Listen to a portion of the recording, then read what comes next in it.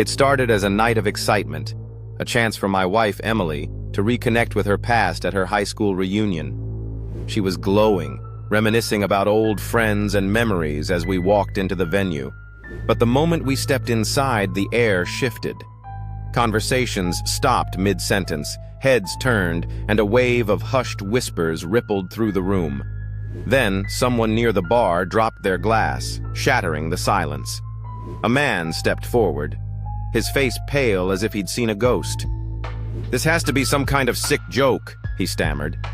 "Emily, you died 15 years ago." My wife froze, then laughed nervously, brushing it off as a bizarre misunderstanding. But the crowd's expressions, wide eyes filled with terror, told a different story.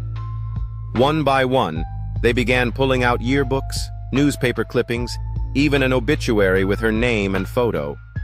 Someone produced a grainy picture of her casket being lowered into the ground. Emily's hands trembled as she insisted there must be a mistake, but I could see cracks forming in her confidence.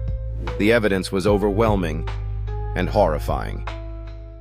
That night, I couldn't sleep. Something gnawed at me, an unease I couldn't shake.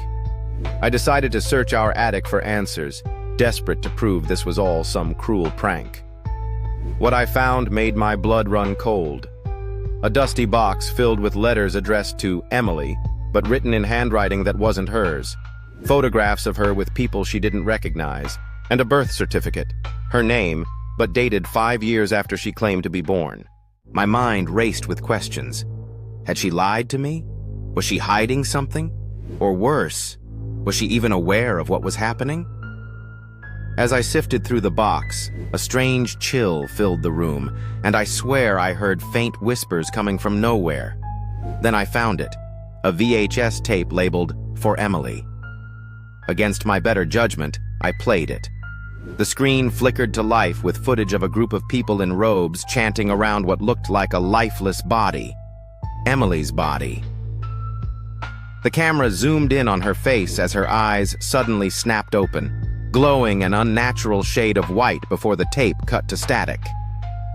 My wife appeared behind me then, startling me so badly I nearly dropped the tape. Her face was blank, her voice eerily calm as she asked what I was doing. But her eyes, they weren't hers anymore. They glowed faintly in the dim light, just like on the tape. That night changed everything. I don't know who or what my wife is anymore. But one thing is certain. She's not the woman I married. And now, every time I look at her, I feel like something ancient and malevolent is staring back at me through her skin.